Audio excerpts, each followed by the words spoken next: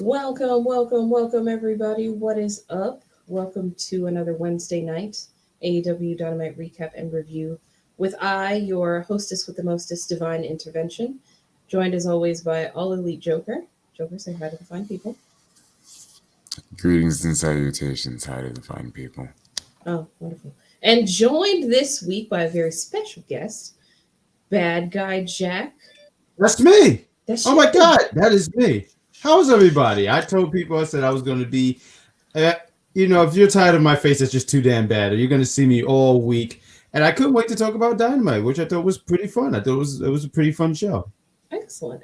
Well, always love to have you on the show. Well, you guys were very nice. I didn't mean to cut you off because, as you could tell, I was getting bullied in the chat. And you said, hey, the doors are open at All Elite. And I said, you know what? It's about time I went Elite. And I had my custom-made Elite shirt, but Pro Wrestling Tees told me we don't have it by tonight. And I said, you guys stink like Nick Cannon, but I'm here tonight. No. Whose shirt did you buy?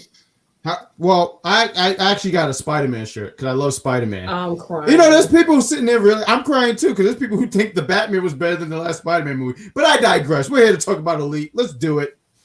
Oh, damn. Joker, do you want to take that one, or you gonna let that one slide? No, he's got a point, but I mean, it was really a good movie though. It was good. He did better than I thought he would. He sure did. He had loud boots. I gotta give him that. He had very loud boots. If he was to break into my house, I would know it was him. Them boots were very loud. I need to make that clear. They were very loud. He still knew. He like it's only year 2. And so are those boots. They have to get the sneak in. What up? You gotta wear them in. You gotta break into them, right? Gotta break them in before they can sneak real good. I'm crying. When you get a fresh pair of boots, you'll be stomping around them. You know how you feel when a fresh pair of boots. You gotta stomp in them a little bit. Absolutely. That's how you break them in. What up, Victor? Good to see you as always. What up, Vic? Sorry to all the dedicated Wednesday night visitors here with us every week. Last week I was not on. However, I am proud to tell you that in my absence, I am still your reigning and defending UPR Wrestling champion. Thank you. This is true. I want to make a belt. Like, I don't know what the logistics are to truly. You know what we used to do? They used to actually have a belt and they would send it to said person's house. I think after a while it became too much, but they used to actually do that. Like, send it to the person's house. Damn it. Yeah. Maybe we can get that going again. We'll talk to upper management. We'll have to talk to upper management. All right, everybody. Let's get into all the happenings this evening on this Dynamite recap. Started the evening off with Adam Cole Bebe versus Dax Harwood of FTR. This was the first of the I really like your mug. The first of the Owen Hart quarterfinals for the evening. Had a couple of those this eve. Dr. Martha Hart was in the audience. She's the founder of the Hart Foundation. Obviously, great cause. Listed the website throughout the program. Maybe we'll post it in the comments if you want to check it out. Huge babyface pop for Dax this evening. Joker, is this the first stepping stones to a true face turn for FTR? I don't know. I feel like they've already kind of turned face. They've had their, we enjoy this face thing promo that they had last week, after they had that grueling match together between the two of them, which, again, hell of a wrestling match. But yeah, like this, they're really pushing Dax as like a solo act. So I'm wondering if Cash is getting to the point where he's trying to take a step back a little bit. I don't know. It feels like they've been pushing Dax like really hard as like how good of a solo talent he truly is, which, I mean, every match that he's in is an absolute banger. And so I don't know. I'm excited to see what the future holds for FTR. I agree. They're kind of on a tear right now. Jack, how do you feel about a babyface FTR? I mean, I feel like they've already been teasing it and whatnot. This tournament, I don't want to say it really it made them face. I mean, so some of the stuff I've been watching from AEW, right? And them kind of getting away from MJF and trying to do their own thing. I felt like they've been babyface for a while. Mm-hmm. And the whole single run thing, I mean, I think they're just doing it for the tournament, but they're gonna totally stick them as a tag team. You don't separate FTR. I just don't think that's the thing you go for. I don't think that's the right move. Yeah, I don't think they'll officially split, but I could see a situation where Cash might want to just personally take a step back. But I think if there was anything that was going to tear them apart, it would have been that match last week. And while they did kind of tease, a little section in the corner there where there was some suggested foul play, they came out stronger than ever. Cash obviously supporting his boy in the tournament. But we'll cover a couple highlights here from the match. Dax got sent into the steel stairs a couple times, sent it to the ring post as we went into commercial. Dax with some triple suplexes and with a rope assisted powerbomb for a near fall. Adam Cole with a super kick. Obviously a lot of really negative response from the crowd there, obviously, since it is an Owen Hart tournament match. Dax with the sharpshooter, but because of the rib injury he sustained during the match, had a bit of an issue locking it in. And then with the hard spill on the outside, almost missed the 10 count, but we finished off with Adam Cole applying the sharpshooter and Dax tapping out for the win. I didn't see this coming. I thought that Cole probably was going to win, but I didn't see it with the sharpshooter. And that kind of, for me, gives it a little extra sting. Jack, do you think the right guy won this match? Absolutely. I mean, I thought Dax getting far as he did, that was cool. He's a big, huge fan of Bret Hart. The only thing I would take away is Adam Cole's sharpshooter stinks. As a big fan of the sharpshooter, that's like my go-to move. It didn't. So I was reviewing NXT yesterday, and Natalya, obviously, Bret's niece, she has a good sharpshooter, obviously, because she trained from the dungeon. But the opponent did a sharpshooter, and I said, "Oh, that's so gross! How dare you do that to Natalya? How dare you?" But Adam Cole winning, it was the right move. I did love how every time the super kick was going to get into play, because obviously Shawn and Bret's rivalry, they were like, they was like, "Oh, that's not right." That's not right. But they did fool me for a minute, where I thought that they were going to protect Dax and have him get a count out loss. I was like, oh, they're really protecting him. That's cool. But him tapping out, he still looked pretty strong. I thought he was even going to pass out. And I was saying, please don't pass out, because they already did that last night. And I just didn't think that would have been a good thing. So him tapping out, him trying to fight it off. And, Dax still looked strong in defeat. He still looked really good. Really, really good. Agreed. Joker, just how I said, is this the babyface turn? Could this some could say it's a little bit of a humiliating defeat, considering how he lost. Does this cause them to turn to the dark side even more? Who's that? FTR? Yeah. No, I mean, I feel like that was for design. That was totally meant for like the heel winning with this beloved maneuver. He's winning with this beloved. I just think it wasn't really humiliating. I just think that I feel like it was designed. I feel like that was designed to give Adam some more heat. And Adam's a star too. He sure is. Always. Absolutely. We have the same arm mass. That's why I love him. Well, hey man, it doesn't take much to please BadGuy Jack. Not at all.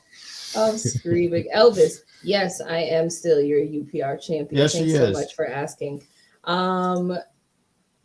Joker, you want to take this one?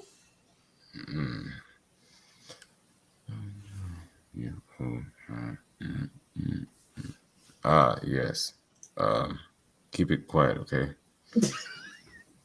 Gotta keep it low, right? You can't just be telling everyone, right? Damn, Elvis. Spoilers. Damn, Elvis just ruins everything. Spoiling my debut and shit, man. I know, right? Elvis is just bad. He seemed like the kind of guy who just ruins I don't tell you nothing, man. Yeah. Right. We likes all kinds around here. If Roman has both belts, can someone challenge him for one belt? I think so.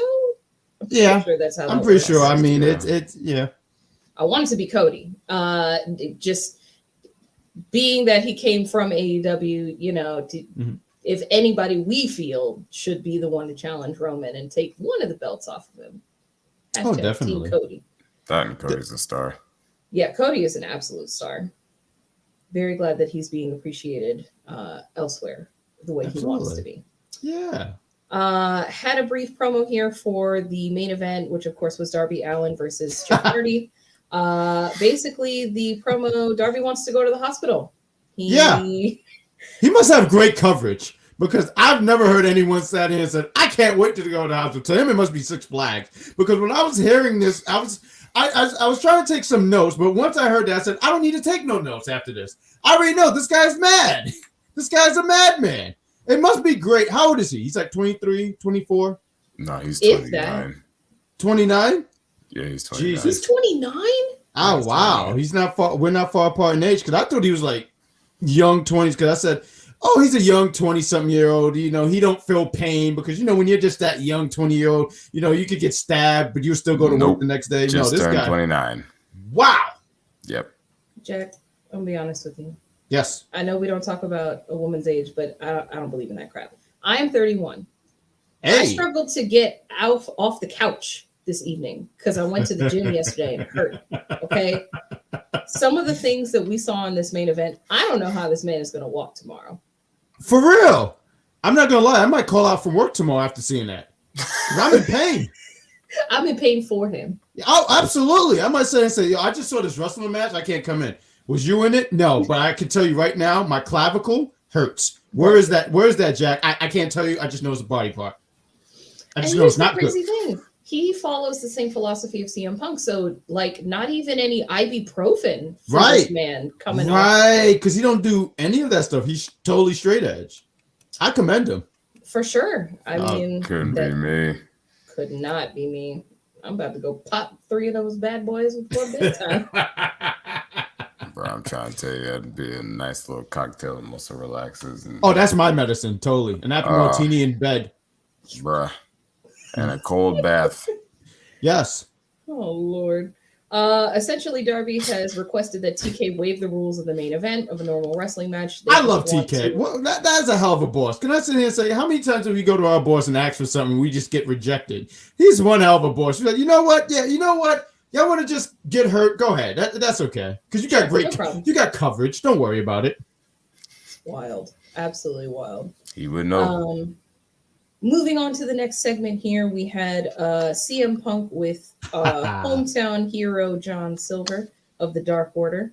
CM Punk kind of not liked in New York. This is the second time we've seen him in Strong Island, and people let it be known that they were not fans. Hangman Adam Page was on commentary, backing up his homie of the Dark Order. And Punk comes out in a New York Islanders jersey to a sea of booze. But you don't forget this part. He told the music to stop just so he can take in the booze. That's just taking it in, man. Is he soaking it in as he transitions? Like, is this? I know we talk a lot about face and heel turns in these parts because people change at the drop of a hat around here sometimes. Oh my God, just like definitely. We kind of saw with Sammy Guevara, just as quickly as he was beloved by the people, now nobody can stand him. No, I can't. I just want to punch him in the kneecap. So the side of the kneecap. Absolutely. Not the side. On a Thursday. Because you know what? Tomorrow. Yes, absolutely. That's why I said Thursday. I mean, immediately. I'm crying. So is that kneecap. But could we see Punk as a heel? Do we think that that's time for that? Like, I know he came in and has kind of done his good guy shtick, but is it time for a fresh coat of paint already? What do you think about that, Joker? Why don't you answer that one? I'm always down for heel Punk. Heel Punk is a straight dickhead and a very funny one at that. He's not lying. Look, man, you know, okay. Yeah, because I'm a dickhead, right? Yes, but I mean also. Okay, the confirmation. Thank you. Because as soon as he said, you know, I was like, well, all I'm doing is drinking my tea. What do I know? I feel kind of attacked. I'm really attacked. I'm drinking out of my Thor cup. But go ahead. You're saying he's a total dick. Yes, he is a total dick. And yeah, I love the fact that CM Punk is not liked in New York in general for the most part, at least as far as the AEW crowd's concerned. But he's hated in Long Island. Very much. Because of, MJF. And I knew the second they said he was going to have a match, I was like, sweet. We get to see our glimpse of heel Punk until it finally actually happens. And yeah, man, just him. And then, well, I don't want to get ahead of the notes, so we'll get to that when that happens. Yeah, and Joker, I think Joker nailed it on the head pretty much about him being in Long Island. I just think eventually I think we're going to totally get a heel CM Punk. I feel like before his career ends, he's got to do a heel run. So tonight was just a tease because he's not liked. It reminds me of when Shawn Michaels came back, right? And he's not loved in Canada at all. When he goes in Canada, as soon as they see him in Canada, they boo him. I mean, it was probably towards the end of his career they eventually forgave him and stuff like that. But even as a babyface, they were booing him. They would boo him. At some point, Shawn Michaels said, "Y'all got to move on." And I'm waiting for CM Punk to eventually say, "You guys got to move on." But he just embraced it because he knows, he just understands, and that's a pro. That's a pro because someone would have probably sat there and cried, eating bad peanut butter and jelly sandwich. No, not the one with Jeff. Go ahead. I'm sorry. No, because I think you got to be selective with peanut butter. What do you like, Peter Pan? Huh? I said, what peanut butter do you like? Peter Pan? No, I like, how can I describe it? Good. Oh, no. Look, I'm not a peanut butter and jelly connoisseur, so I can't sit here and judge anybody's peanut butter selections. But I truly, as someone who is clearly an expert, there we go. What brand do you suggest? If it's not Jif, what? I'm not going to lie. I just hope it's not expired. That's the best answer I got. I'm done. Thank I'm you. so done. Let's get back to the match. All right. This was a pretty much back and forth match. Johnny Hungy did get a bit of an offense in because it is the hometown hero. But at the end of the day, CM Punk wins with the buckshot lariat. That's sending a message. Wow, I got a lot. What do you guys think of Adam Page as the champion? Because I found this humorous, but I want to know, what do you guys think of him as champion? I love Hangman. I'll be honest, for me personally, out of all of the champions that we've had so far, he is my champion. Jericho established the championship, Moxley elevated the championship, and Omega was a completely different breed of champion. But for me, Hangman is the one that I've been able to relate to the most. And honestly, going into this match between him and Punk, I'm torn. Because after his really inflammatory promo last week, it was really out of character for him. Yeah, I heard. Be so aggressive and be so, angry, I guess. He's been a bit of pretty laid-back champion, but maybe that's been to his detriment. Maybe a lot of people didn't like that side of him. I agree to that. Joker, what do you think of him as champ? Pretty much the same as Divine. I'm a huge fan of Adam Page, just in general. But yeah, I've also been noticing him getting a lot more fiery because he was also still had that fire on commentary. And it's not even like an anger for it, at least to me. It feels much more like just this match, for whatever reason, of course, because it's CM Punk, but has lit something within him, a second gear. And I'm excited to see him go against Punk in this match. I think this is honestly a great test because I think obviously promo and I felt kind of bad when he was in the ring with Punk and Punk had the mic in his hand because I just said, Adam, please don't put up because it's not really his strong suit. Like you said, he's really laid back. Matter of fact, I had a chuckle. I laugh, and obviously it don't take much to make me laugh. So when I saw him at commentary, and he's usually chill, he minds his business. He seemed like the kind of guy when when you're in the train, he'll get up and give the person a seat. Fool, because I would never do that. Damn. And they don't call me the bad guy for nothing. But you know what, you're right. But because he's so chill, nothing bothers him, right? CM Punk does the clothesline, yeah. and the way he got up, took the headset off, walked in like one of them Disney villains. I fell out. I said, "Who the hell does this guy think he is with his bright ass shirt?" And then gets in his face and said, he gets in this guy's face. And I don't know if he said anything. I know Punk was just like pretty much, hey, look, I don't know why these people don't. I was waiting for him to say, I don't know why these people don't like me, but I don't care. But he didn't even say that. He pretty much was like, I don't know why these people don't like me, but it's just business, and I'm here for that championship.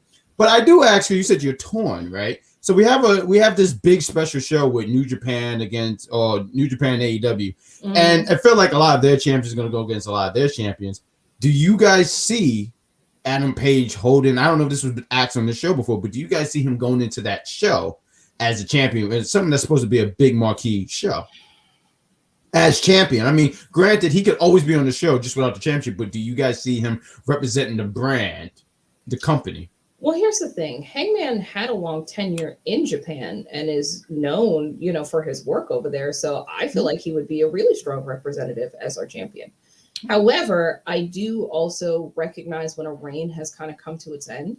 And as interesting as it is that CM Punk is the choice, or seems to be the choice, as to who will take the championship off of Hangman, I also believe that if that's the case, CM Punk might not be champion for long. I don't want to call him a transitional champion by any means. CM Punk is too amazing for that. Mm-hmm. But I think that the real stopping point for the championship for at least another year's time, is MJF. That's definitely down the line. That's definitely down the pipeline. And I know you said this last week. You see him, Joker saying he sees him, CM Punk dropping the title to MJF, actually. Mm-hmm. And I know we're going to talk about him because, I mean, he's great. But what else do we got, champ? Let's see. The only other thing that kind of capped all this off was, of course, Hangman putting the finger in. That's pretty much the only retort that we got from our dear old champion. But honestly, at the end of the day, sometimes it's all you need. What, stick the middle finger up? Absolutely. Actions speak louder than words. No, it did. That finger was pretty loud. Wow, right in the face. Right there. What up, Ruben? Good to see you. Hey, Rube! Thank you so much for joining us. Such a good young lad. That kid is like 22 years old. That's a baby right there. Yeah, he's 22. Oh, that's my guy. That's baby bro right there. I'm trying to think. What's up, baby bro? Yeah, and now he got like 3 different apps. So you get he's right here. He entered the Matrix, and then right here is in Universe 616, apparently. But carry on. Gotta be a part of that multiverse. Absolutely. All right, everybody. Thanks for sticking with us. Continue to do so, and we'll be right back after these messages.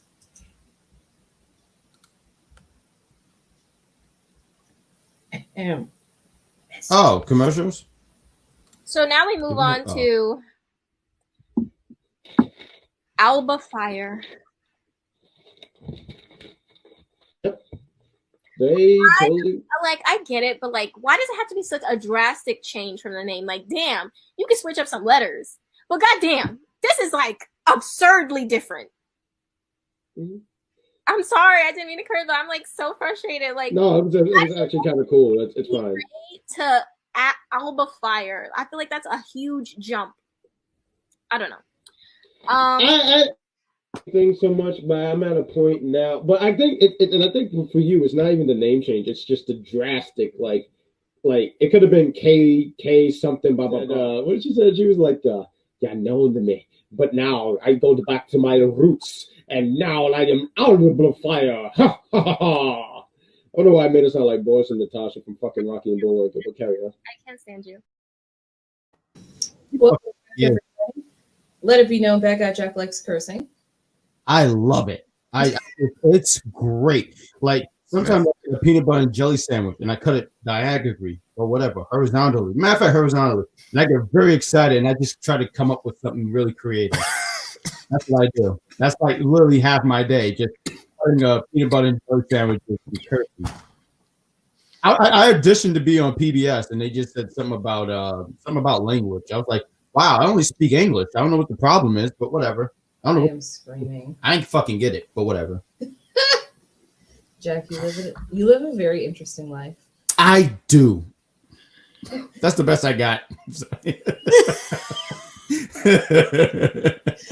Oh my lord! All right, let's keep this train rolling. Ruben's got the right idea over here. I like your little bro already. He's tremendous. There's a little GTA background. Go ahead. Brief promo between Dr. Brit Baker, DMD, with Toni Schiavone backstage. She, of course, continuing to discuss the conspiracy against her because, of course, she would be the one that has to go against the mysterious Joker.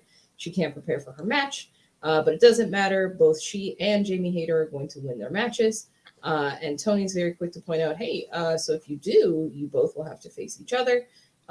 Britt says, don't worry, it'll be a very fair fight, and the best woman will win. Meanwhile, she all but winks and nudges at Rebel Not Reba into the camera. Not Reba.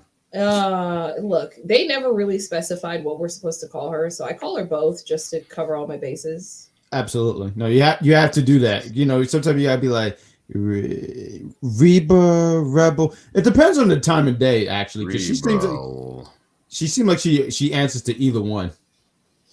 She's again, very easy person to please. Yes. We're tremendous people. We're top shelf. Top shelf. We're Salt absolutely. of the earth, even. Yeah. Yes. We're the best. We're like the first season of Power Rangers, because everything else fell under fucking the roof after that. I carry. Me too. I'm sorry for your loss. Me too. I could go on a rant here, but what was the next segment we had, Divine?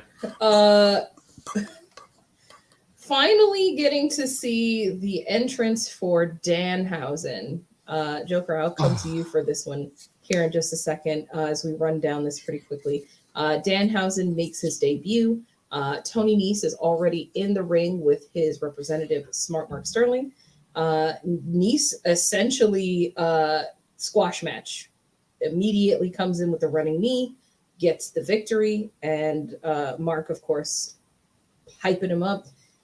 How do you feel that Danhausen got a whole entrance and you didn't? Hits him with the running knee again, only for his new best friend, Hook, to arrive. Send for Hook, and he shall come.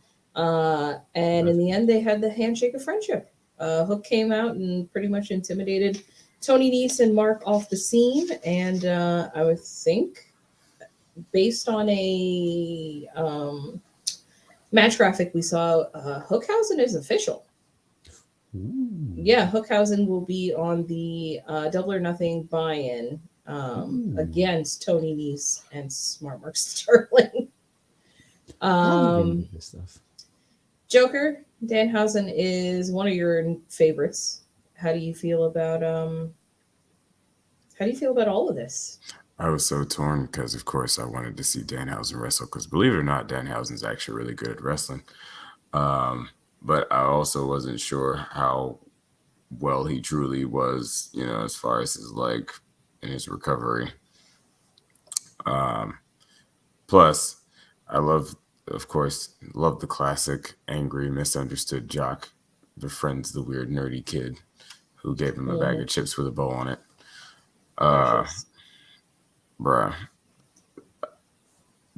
I'm very excited for this match because I love watching Hook wrestle because Hook is a prodigy. The kid is just unnecessary in the ring. And when I say unnecessary, I mean from like a wrestling aspect. The man can just throw people 3 times his size around like a sack of potatoes, and it doesn't make any sense. Like, he is the Baki to Taz Yujiro for those who are nerds enough to have seen Baki the Grappler. But yeah, man, I'm very excited to see this along with Danhausen because, like I said, if anybody's ever seen Danhausen actually wrestle, he's actually really good. So very excited to see this. Jack, are you very familiar with Danhausen?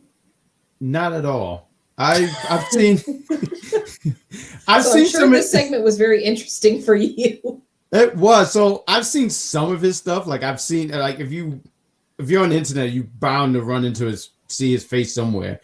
So when they was having a match, I said, "Oh, cool! I guess we're gonna see a match."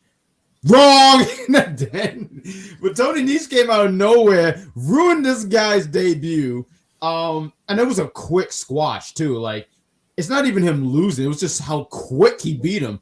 Yeah. Matter of fact, when Tony Nese was in the ring, yeah, that was quick, Rube. I agree. But when his manager was sitting there saying, "Hey, he got an interest and you didn't," I said, "You know what? Yeah, kick this guy's ass." And you knew for a fact, Hook was going to come out. Handshake, by the way, top 10 favorite anime endings, easily. Yes. Best of friend. Yes, when they did it, then the Dragon Ball theme played at the end. I'm sorry.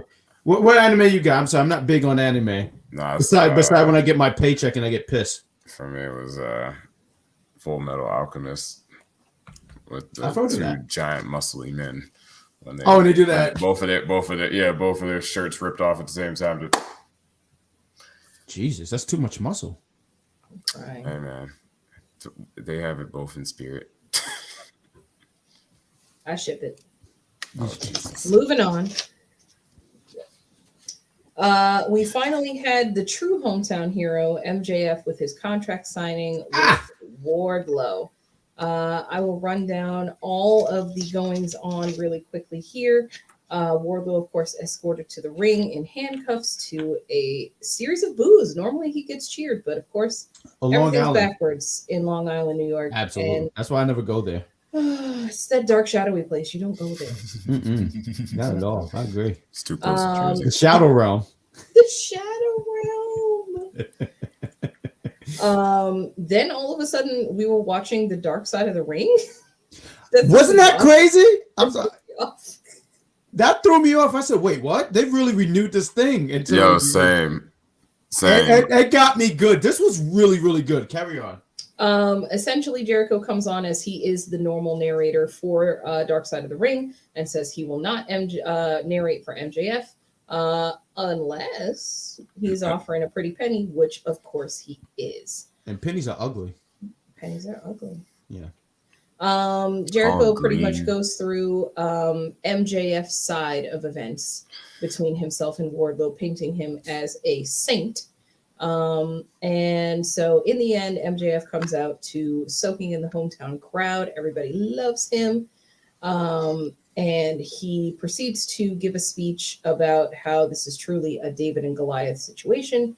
Very, very humble speech about how he is basically the next coming of Christ.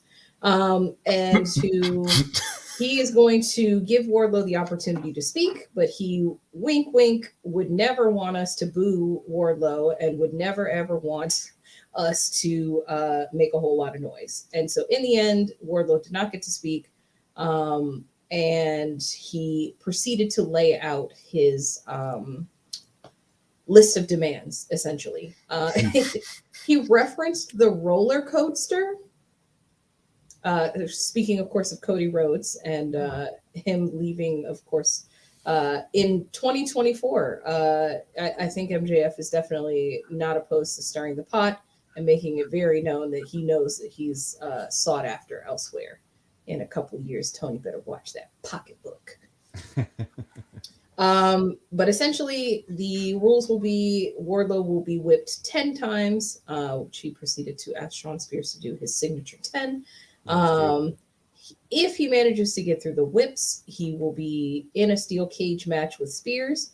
And as Wardlow is laughing this off, MJF is quick to remind him that Wardlow is 0-2 with steel cage matches. So this might not be as easy of a situation as he might think it will be. If he, meaning Wardlow, if Wardlow loses, he can never sign with AEW. MJF then instructs Wardlow to be unhandcuffed so he can sign the contract.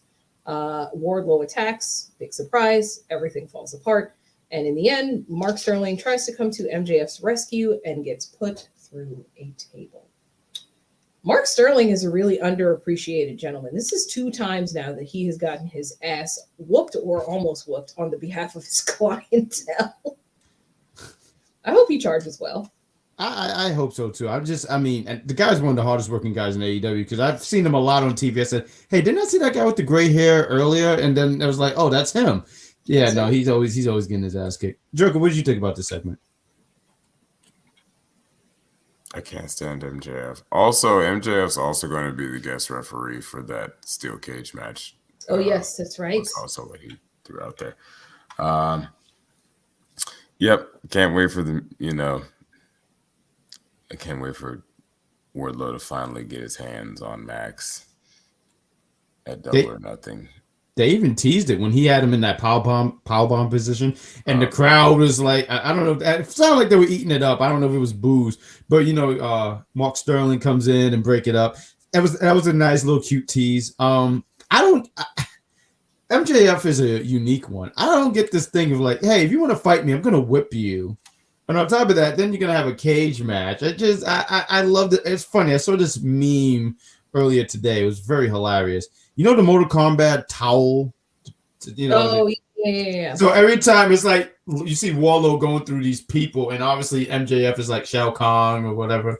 It's very hilarious because he has his demands. It's like, oh, you gotta go through all these people to do this. It's ridiculous. But yeah, we're gonna get that match. We said Double or Nothing, and yeah, Wardlow's gonna be free. Wardlow. I agree. This was a very, very good contract signing. MJF is salt of the earth. I don't know what you guys are talking about. He's a great guy. The people obviously really love him. I think he is fantastic. He's someone that if I was on the train, I would scoot over so we could sit next to each other. And so you wouldn't get up, but you would scoot over. So I do maintenance work. I do maintenance work for 8 hours, carrying and not getting paid for my funny, because it's hard being a comedian and not getting paid for that. So I need to sit down and think about and sit down and rage, because that's my favorite pastime. That's what I do. I sit there and I wonder stuff like, how does Nick Cannon have an album? And why is peanut butter before jelly? It's ridiculous. It should be jelly and peanut butter. Why does peanut butter get top billing? Things to keep you up at night, man. That's why I got bags. So is these bags. Hi. Hello. Are we going to the AEW show in Savannah? Unfortunately, we will not be attending that one, but we will be attending the one the week after. They will be coming to our backyard, essentially, July 20th. So that's a big backyard. It is a big backyard. Wow. All of Gwinnett County is our backyard. Oh man. Just trying to make sure there's nothing else that anybody needed to have answered over here in the comments section. We got Anthony. Basically, the Miz with better storytelling, wrestling skills, but the Miz is better mic skills. That's objective. All right. I think that MJF can get kind of long-winded. Like, I loved this promo segment. I love most of his promo segments. But by the end of it, I'm like, all right, you felt yourself there for a good 2 minutes that could have been cut. I'll give him a pass because he was in his hometown. He loved it. I mean, he ate that up too. I mean, he ate it up. I mean, we all know he's scum, right? But the way he was in the crowd, like, oh, Toni, I haven't seen you in a while. Hey, Maria. I don't know why I gave him an accent, but he just so excited being there. And that's why I give him a pass because he really, really ate that up. And he really had that crowd in the palm of his hand. I mean, earlier in the night, we were talking about Punk. He came out with the Ranger jersey. Booed. This guy comes out with the Rangers jersey. This guy is like the second coming of Nas or Mace. I was just saying, who the hell is this guy? I'll give him a pass just because he was in his hometown and he was able to, because I get what you mean by long-winded, but he was able to still keep the crowd in the palm of his hand. So I would totally give him a pass for that. That is totally fair. The only time the crowd was not really feeling it is when he mentioned potentially leaving in 2024. Obviously, the AEW crowd very sensitive about wrestlers leaving and jumping ship, especially if you are talking about it publicly. Obviously, Cody chose the quiet exit approach, but MJF making it very clear that TK's time is about to run out. Yes. But he does a great job with that. I mean, he's so good as a character that, there was an interview he did a few weeks back or a month ago or something like that. I forget who was interviewing him. It was an MMA guy. Not the interview. He's not an MMA guy, but he does interviews for MMA. And like a lot of people were trying to say like, oh, he was in character, but then he was like going in and out of character. I just think he does a great job with that. And Anthony, I wanted to get into him. There was someone else, but he did says he was saying that pretty much he feels that the 10 labors of MJF, the storyline is getting stale, which I agree because it's like, and thank you, Anthony. He that's the guy's name who did the interview. But I do agree because, like, that's what I'm saying. Like, wow, it seemed like he did. I know he did that with Cody. He did that with Jericho. I don't know if Jericho got whipped. I'm starting to wonder what's this thing with him wanting to whip people because you got a belt. Like, I asked that one of the weeks here because there was one episode where Yes. no lie, 3 times belt or some sort of whipping apparatus was brought out. And people in the comments were quick to remind that, obviously it is something that you get to see almost an instant response. Right. Somebody is in pain, the welts, the bruising, the red skin, like you can do a short segment of that and see an immediate response versus, like anybody chopping Danielson, Yeah. His chest meat. Oh, anytime anybody's chopping, what's this guy named? Suzuki just chopping anybody. Or Walter. Oh, bro. Minoru Yeah. Suzuki, Walter, Eddie Kingston. Yeah. Regal back in his day. Regal now. Right, I was going to say everybody. Regal now. What is it? Hot takes over here. Hot takes. All right. What MJ chooses to do in his personal time is not any of our business. Not any of our business. But it could be. What do we know? Who are we to judge? Not a whole lot. Judge how he gets his jollies, okay? Hey, man.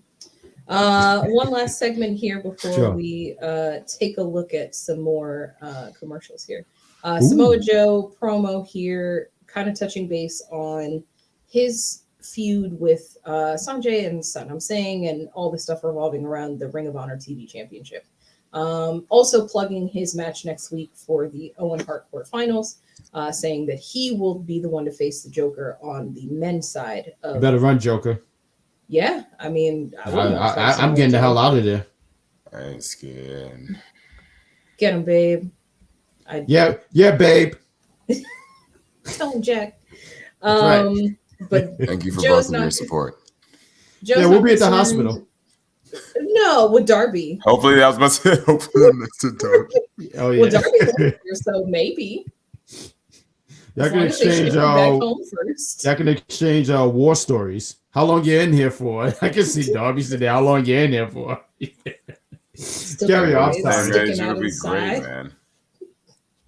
Oh my lord! But essentially, Joe's not scared. He's been facing Jokers his entire time since he's debuted, and pretty much once he's done with all of this tournament business, he is going to get his revenge.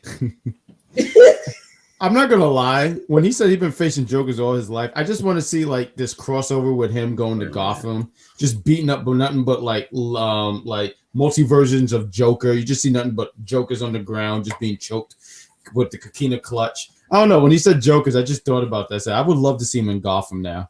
But carry on. Right, just going through different iterations of the Joker. Oh my god! Starting with Jade Leto's Joker. Just start with that one. And only that one for like a good 3 days. See, and then the other ones. See, I was thinking more of like Forever.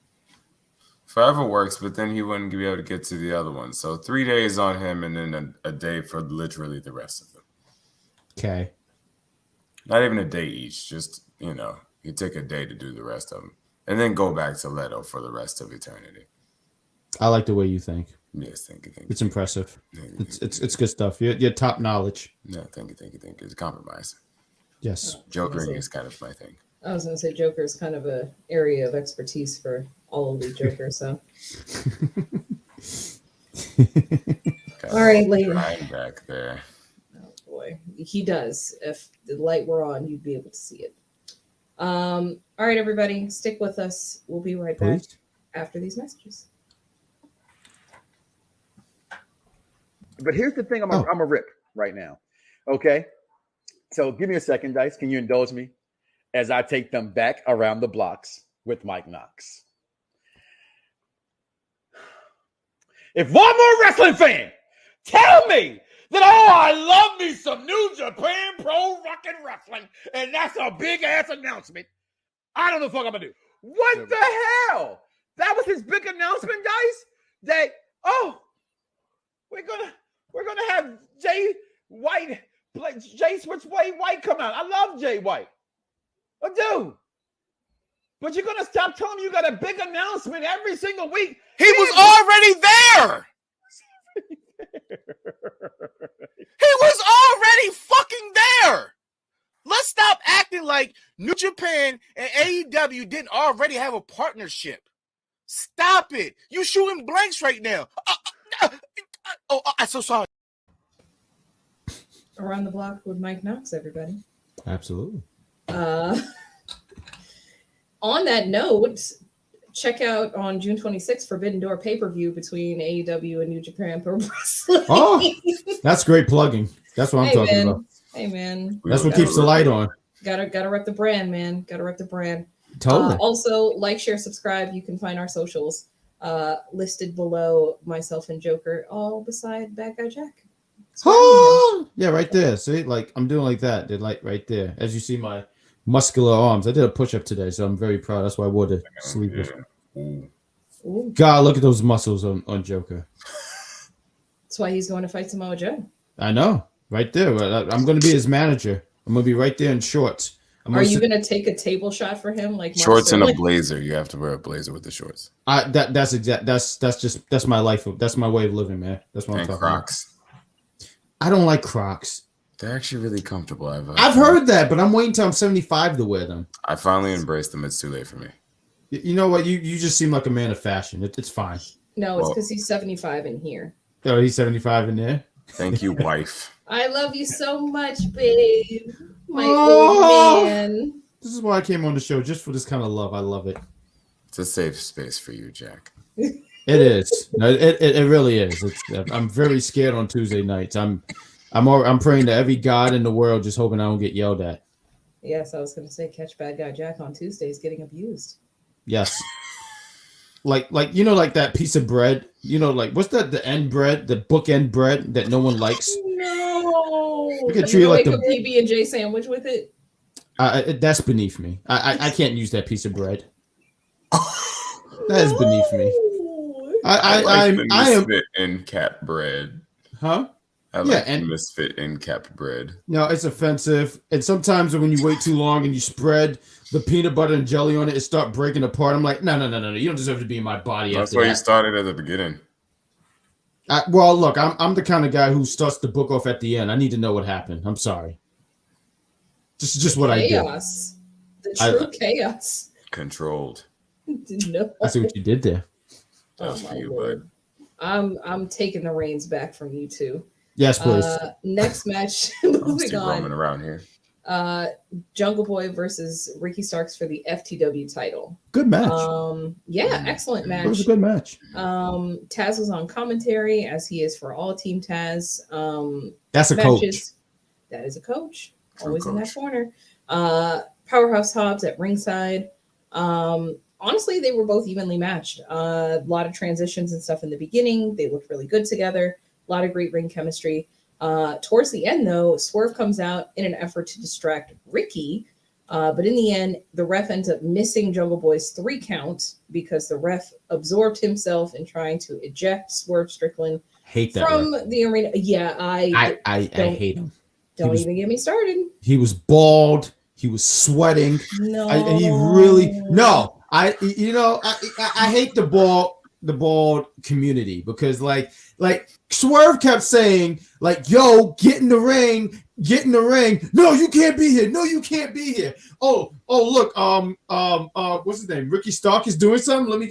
He really made me mad. His shirt looked too tight. He looked like he has a nipple piercing. I was annoyed. I'm sorry. Carry on. Right. I'm sorry. I'm having a bad time. That ref, I want to know his name. I want to personally talk to him. I'm sorry. Give me a minute. Go ahead. You know what I do to people who piss me off right here? Yes, I'm doing it. Divine, take over, please. I will find you his name so that Thank you you. can officially put it on the list. Absolutely. I bet it's a bad name too. I think it's a terrible name. It's probably like carpet or something. But carry on. Not carpet. I agree, Ruben. Ricky hit the Rochambeau for the win. Keith stormed to the ring, of course, because Hobbs was,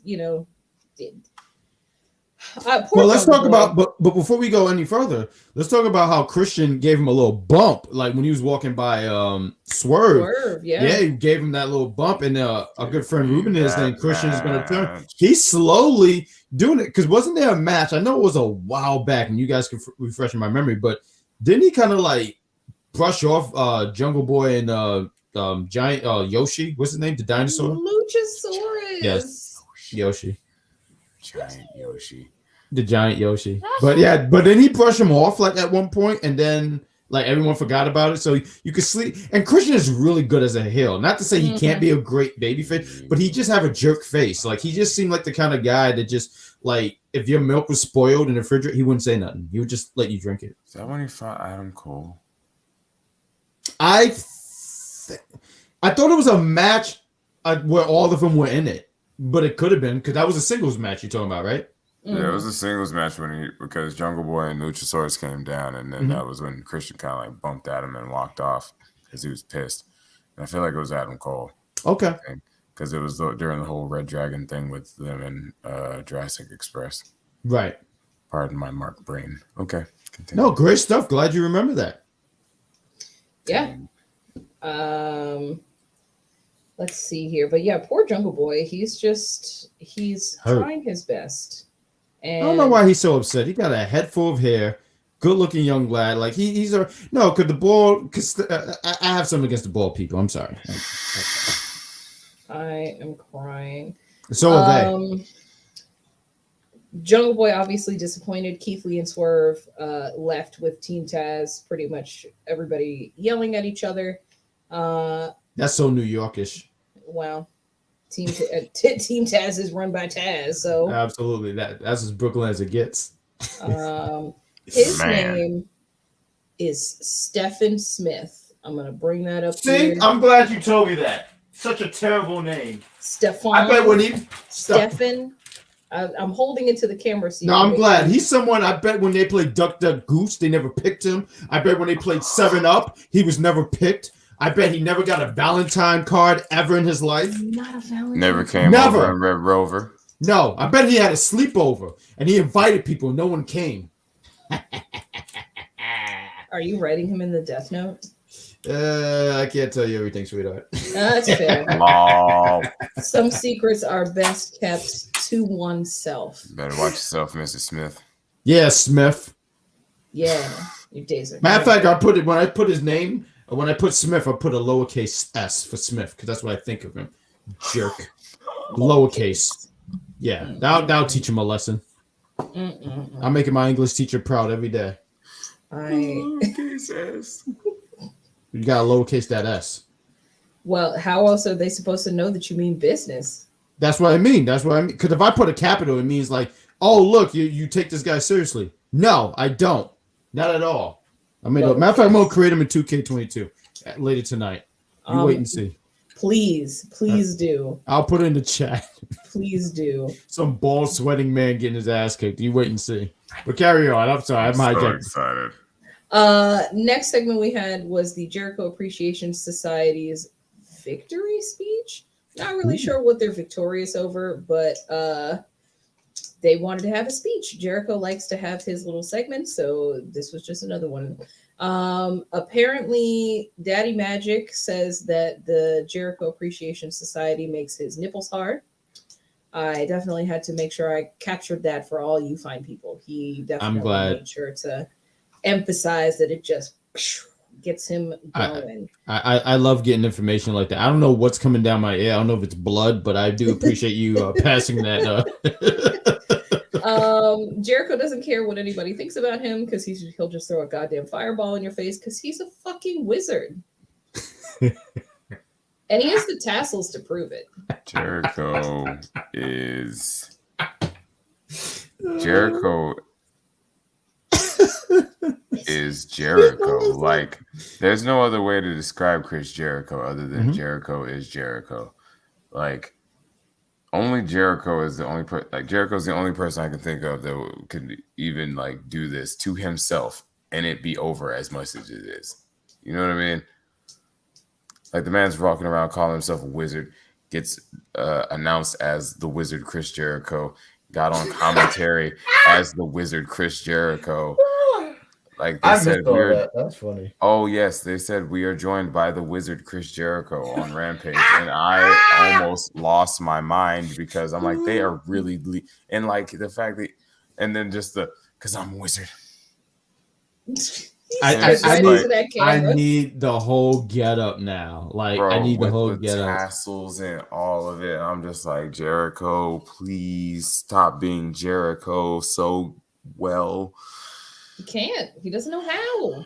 Oh man. What level wizard do you think he is though? Like, I feel like he's a level 1 because he's not floating. Like if he was a level 5, he would float to the ring. No, he's at least like level like. Mm-hmm. I mean, what's no. level? Hold on. No. Because Fireball is a cantrip spell. You can get that just for existing. There's no way he's high level when he can do some force lightning or some crazy shit. Oh, so once the lightning kick in, maybe then we can consider him a high level wizard. So Undertaker is a very high level Fireball. Wizard. So Fireball is like the first thing you get. Yes. Okay. When you're playing Dungeons and Dragons, is one of the basic spells that you don't even have to prepare beforehand. You just have it. Okay. So I don't agree with him being a master wizard. When you can do some real impressive shit, give me a call. Undertaker is the master then. He was pointing out that lightning, right? You said lightning is like... Yes. Undertaker can wizard. Control lightning. Fair enough. Go ahead. I feel like Undertaker's more of a warlock. Never mind. I'm just kidding. I'm crying. At the end of the day, this whole segment answered the question we've been asking for weeks. Who is going to balance out the numbers for Proud and Powerful and Eddie Kingston? Right. Jericho, during the midst of his segment, Moxley makes an appearance. The rest of the Blackpool Combat Club come down from the ramp, pretty much surround Proud and Powerful, and Eddie Kingston make his return. Definitely still see some, what should be burned stuff on his face. But at the end of the day, it was the Jericho Appreciation Society who was actually outnumbered this go round. And Eddie Kingston went from choking Chris Jericho to Jericho taking a punch to the face by William Regal. It was cool to see Regal punch someone in the face. Wasn't it? That was right. Neat. I was 100% here for that. Like, yeah, and I honestly was kind of hoping that this was the route we were going to go in, considering Eddie and Mox are, homeboys. And they're both on a path of vicious, violent righteousness. And I'm 100% here for it. Yeah, I can't wait to see whatever match comes out of this, which I'm sure is going to be some kind of crazy 10-man. I wish Regal were able to be a part of it, but we can't have everything. So, do you think it leads to Bloods and Guts? And if so, who do you think would be the? Because they need one more member, the Jericho Appreciation Club. Some people are saying Sammy. Would you guys think they would try to recruit him back, or who do you see as if they go that route of 6-on-6? Blood and Guts is actually 5-on-5. So drop a guy. And that person might be Yuta, just because he's the newest one. Yeah, but I don't know. I'd imagine there would be some storyline leading into it where one of them gets taken out somehow, whether that be an attack backstage or getting hit by a car, or they'll come up with something crazy to write somebody off for a little while. I feel like Danielson, because you want Yuta to stay in the light as much as humanly possible, and if anything, let him have some huge moment during the match. I mean, Danielson could sit that one out. Danielson doesn't need to do anything ever again, and could still go down as arguably one of the greatest wrestlers of all. I mean, as the greatest wrestler of all time. You know what I mean? Like, absolutely, the man is just outstanding. Danielson could not wrestle for 3 months, and no one could say anything. No. Aside from why isn't he wrestling? But I feel like if anything, take Danielson out of it and have Yuta in there, and have him do some kind of crazy spot off the top of the cage or something. There has to be some kind of stupid ass Yeah, I know, but I just page. as I get older and I see these spots, I just Oh, yeah. cringe, you know, Oh, yeah, just man, thinking, same. like, you know, could it be like, you didn't have to do that, but Mhm. carry on, mate. Carry on. And carry on we shall as we approach the main event here, talking about crazy spots.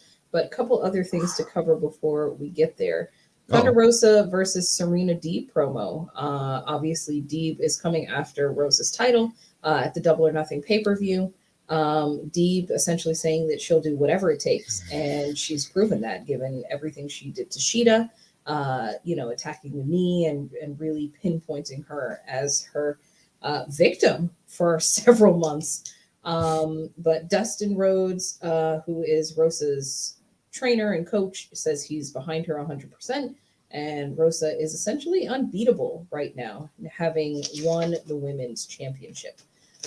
Joker, do you think that Deeb walks away with the title here, or is Rosa locked in for the foreseeable future? I feel as though Rosa's locked in, but hot take, I would actually want Serena to take it off of her. Only because Deeb is an absolute force to be reckoned with right now, and looks like one of those just unbeatable forces, you know, as far as just how savvy she is in the ring. I mean, she went toe to toe with and completely systematically demolished one of the former women's champions already. You know, so I don't feel like it's that far out of the realm of possibility for someone like a Deeb to come in and just absolutely wreck Thunder Rosa, because I mean, the woman is the professor, you know, of women's wrestling. I mean, on a technical standpoint, she's one of the best technical wrestlers in the world, men or women, you know. So I feel like if you were going to do a Deeb title run, I feel like this would be a good time. Plus, you get that shock factor of Thunder Rosa just, you know, winning it. And I feel like Thunder Rosa, for me, feels better on the chase than she does, you know, once she has the belt. She feels like one of those baby faces for me personally. It's kind of interesting that you say that, because it kind of segues into my next question. I'm going to direct this one at you, Jack. The women's title, I feel like, has struggled with a baby face at the helm. Riho started things off, and while people liked her, they really underestimated her because of her size and didn't take her seriously. Nyla, completely opposite. Everybody took her super serious because she was a monster. And then flipped to Shida, who really struggled. Now, granted, it was the empty arena era of things, but still really struggled to make a connection with the crowd. And although she did eventually get her wish of performing in front of a lot of people, transitioned to Brit Baker, who again took the championship to the next level. Do you feel like a heel needs to have the title to really make it pop, or like, is there a baby face amongst the women's roster that you see? I feel like people still love Thunder Rosa. Like, I don't feel like anyone has, not that I know of, I'm not in the AEW bubble like that, but I feel like there's people who still are fans of Thunder Rosa. You're right. You're absolutely right. It seemed like every time there was a hill, I don't know if people were so big behind Nyla. I think they're like, oh, okay. But when Britt won it, I mean, I felt like that's when the belt felt so important. Very, very important. But people really like Thunder. And I don't know, it just sounded funny. I just imaged someone hugging a Thunder.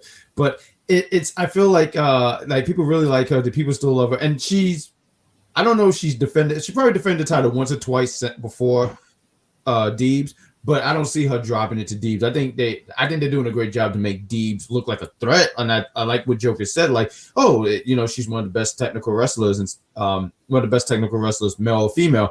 But I think to shock the fans, just to shock them, I wouldn't go for that. I just think Thunder should have a run with the title. I mean, and hopefully Deeb's does get a title shot. Get a title run eventually. But I just think it's Thunder's time. That's a very valid point, and I agree. I think that Thunder Rosa worked very hard and has been talk about pillars on the men's side of things. You know, Thunder has been at the helm of the women's division since the very beginning, before she even flew the AEW flag. So I think that she's earned this title run and should be treated with respect as the champion. I would hope they give her a good run with it. Like, you know, I'm not saying she should hold the title for a year. I think we should wait until we can find the next person to do it. I think even when Britt won the championship, you kind of had an idea like she's going to hold the title for this many times until she runs into that brick wall, which is Thunder. Mhm. So I think we should just wait until we see, and I just don't think it's Deebs at the moment. All right.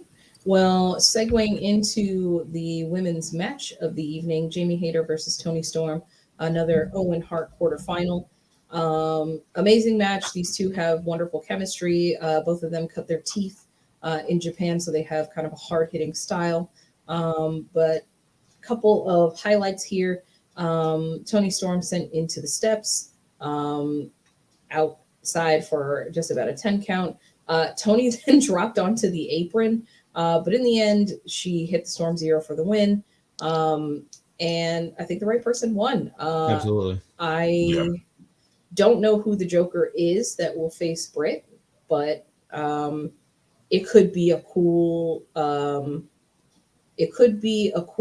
new debut. That's what I'm looking for. Jesus Christ, it's late. It could be a cool new debut then that immediately segues into an interesting match between this newcomer and Toni Storm.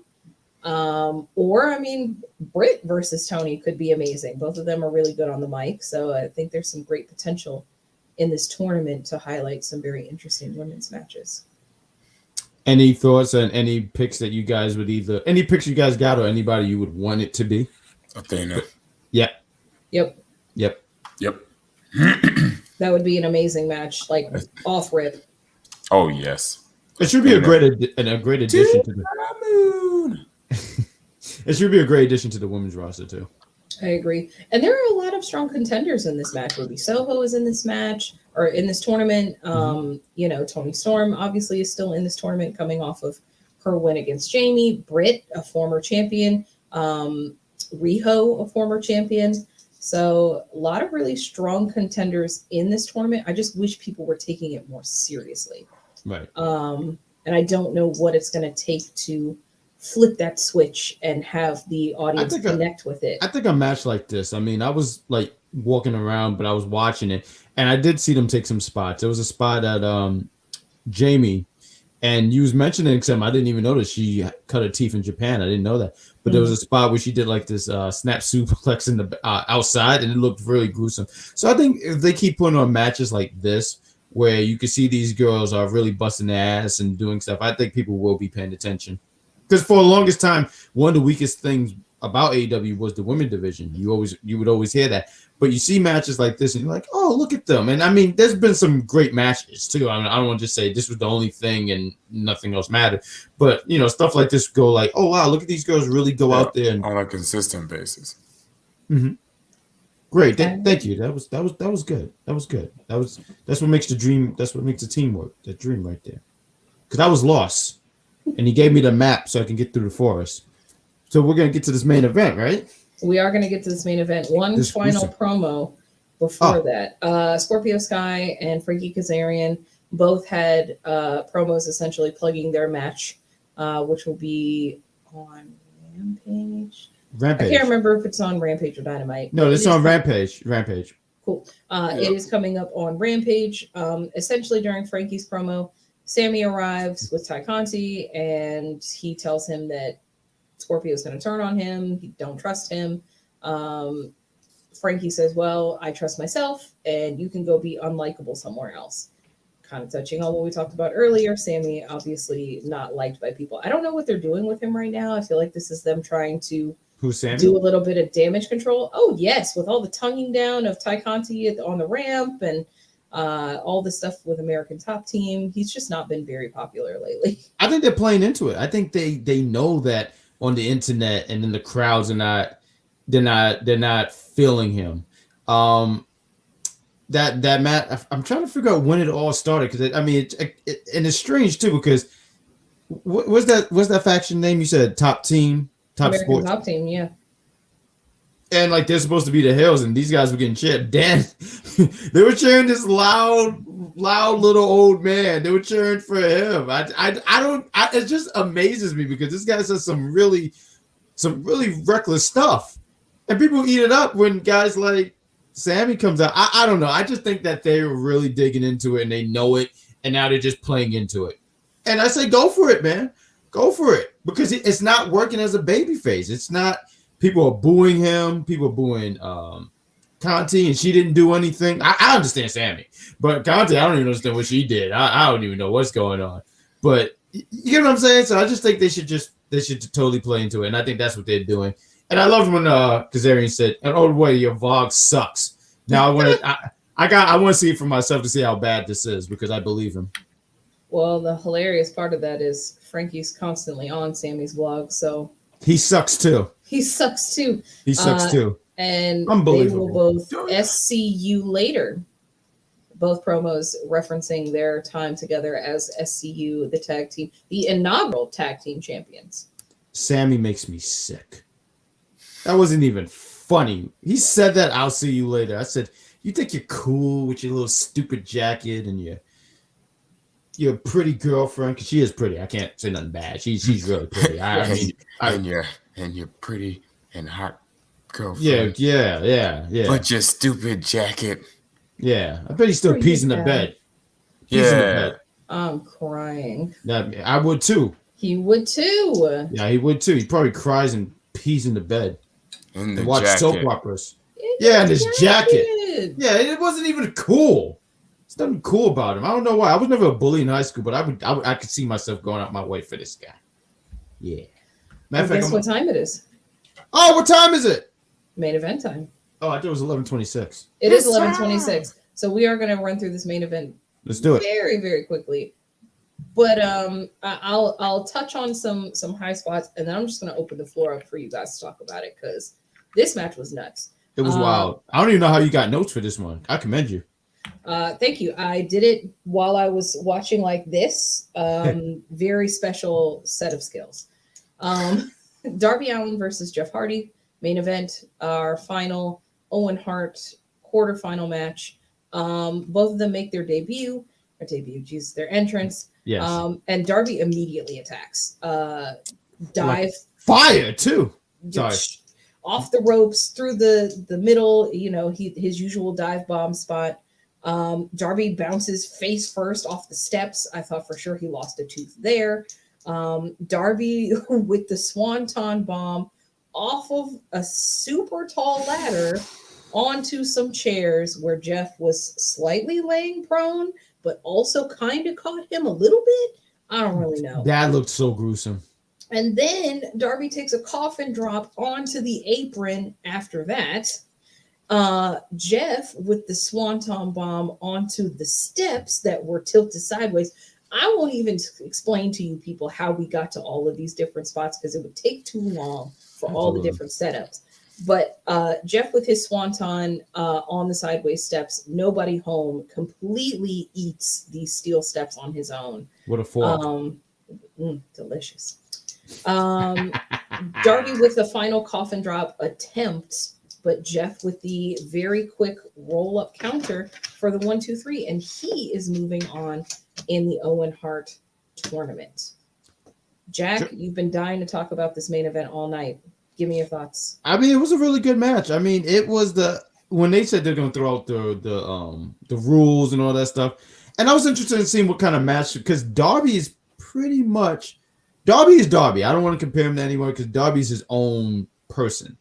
But you think of a young Jeff Hardy, because that was, I mean, I think to a certain extent, like Jeff Hardy was the guy. Okay, Jeff Hardy was the guy doing all those bumps when we were growing up. So, I see Jeff Hardy in him.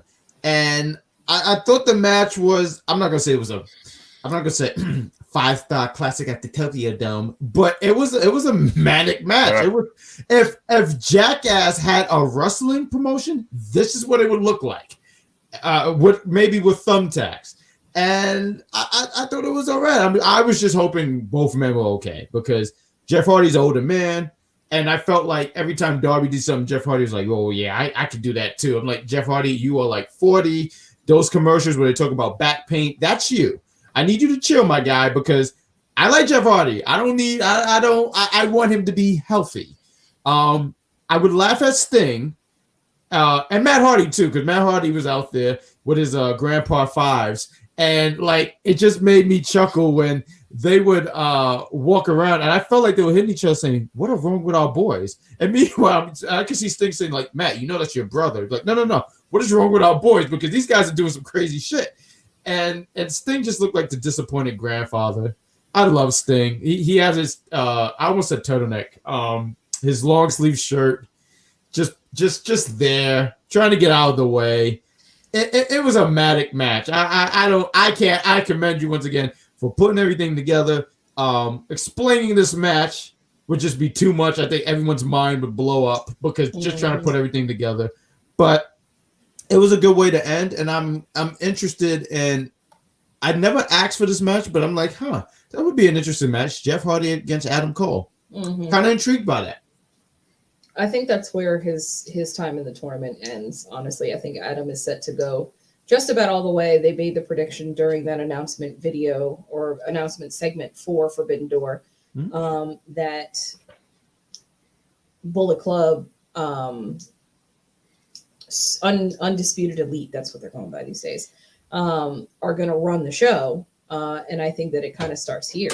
I think Adam is probably going to, through whatever means necessary, get to the end. I don't know if he takes it, but we'll have to wait and see on that one. During the commercial, Jeff was climbing the ladder first, and both Joker and I were looking in the little picture-in-picture, and we're like, God, please don't. Please don't do that. And then when Jeff was about to jump do the swanton onto the stairs, Matt's on the side like, yeah, fuck yeah. And I'm just like, Matt, please. Why? Don't encourage that. You know what? Matt's trying to get revenge on his brother. That's what he's trying to get. He's trying to get revenge. He never forgave Jeff Hardy for dancing to the ring as he was getting his ass kicked. He's like, oh yeah, totally go for the swanton bomb. Yeah. It's not like you have daughters. Yeah. I was like, you've got to be kidding me. Just out, but just on the side. Like, please. Sir, that's your family. His brother is going to gas him up. That's how it works. Yeah, he gassed him up like a whole new car. Like, that was ridiculous. And then drive the car off a cliff. And he just hops out. Steel steps. Yeah, right there. Oh my gosh. Well, all that excitement out of the way, we have covered everything that happened on this evening's episode of AEW Dynamite.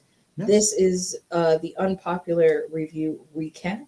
Thank you so much for joining us. Bad Guy Jack, you are always welcome back here on this show. Oh man, I can't wait to run into some bad stuff that happened to me and just come back and just come in and tell stories about it. But I enjoyed this. I mean, AEW was fun tonight. It was a great time. And let's do it again. Absolutely, we will. Well, thank you everybody so much for joining us. Joker, do you have anything else to say to the fine people this evening? Yes. Don't do swantons 15 feet off of a ladder, out of a ring, onto a bed of chairs. It's bad for your back and your health. And your Good night, everybody. Yeah.